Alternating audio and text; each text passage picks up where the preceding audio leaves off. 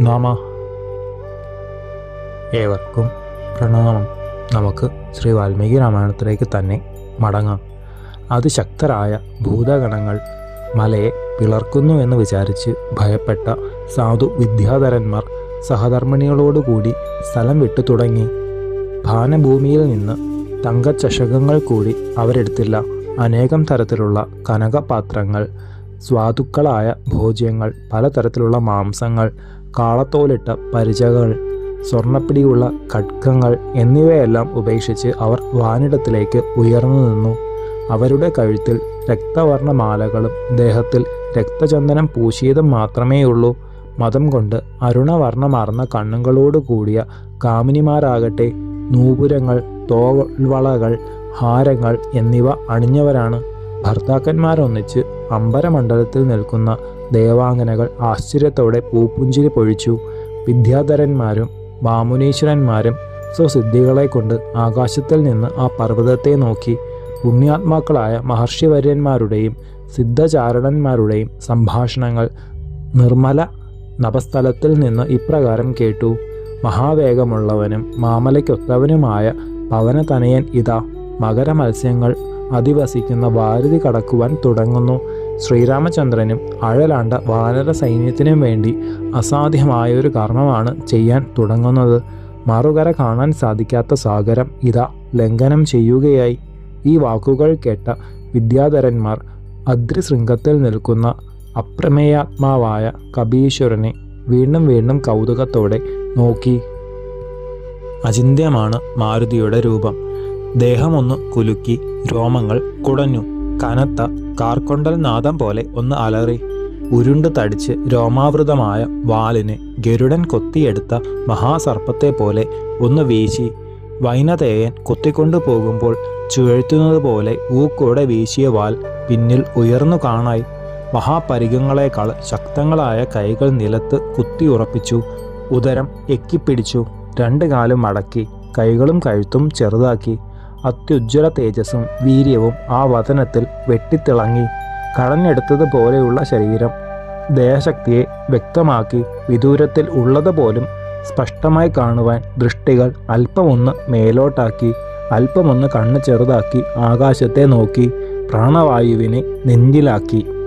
രണ്ടു കാലുകളും ഒന്നുകൂടി അമർത്തി ഊന്നി. ആ കപികുഞ്ചരൻ ചെവികൾ കൂർപ്പിച്ചു. അതിശക്തനായ ശ്രീ ഹനുമാൻ ചാടുവാൻ തയ്യാറായി.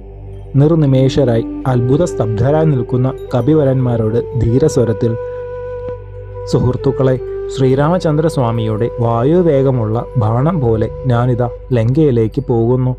രാക്ഷസ ചക്രവർത്തി കാത്തുരക്ഷിക്കുന്ന ആ സ്ഥലത്ത് ജാനകീദേവിയെ കാണാതെ വന്നാൽ ഇതേ ഊക്കിൽ തന്നെ അമരന്മാർ വസിക്കുന്ന സ്ഥലത്തേക്ക് എത്തും. സ്വർഗത്തിലും ദേവിയെ കാണാതിരുന്നാൽ വാട്ടമേതും ഇല്ലാതെ തന്നെ ലങ്കയിൽ ചെന്ന് രാവണനെ ബന്ധിച്ചു കൊണ്ടുവന്നേക്കാം. എങ്ങനെയായാലും സ്വാമിയുടെ കാര്യം നിർവഹിച്ചു വരും. വേണ്ടി വന്നാൽ ദശഗ്രീവനോടുകൂടി ലങ്കയെ തന്നെ ഒഴുക്കിയെടുത്ത് ഇങ്ങോട്ട് എത്തിക്കാം. ഇപ്രകാരം പറഞ്ഞ ഹനുമാൻ അപരിമേയ ശക്തിയാർന്ന ശ്രീരാമദൂതൻ യാതൊരു കൂസലും കൂടാതെ മേൽപോട്ടു ചാടി. ഗരുഡനെ പോലെ വായുമണ്ഡലത്തിലെത്തിയ കപികേസരി സ്വാമിയെ സ്മരിച്ചു.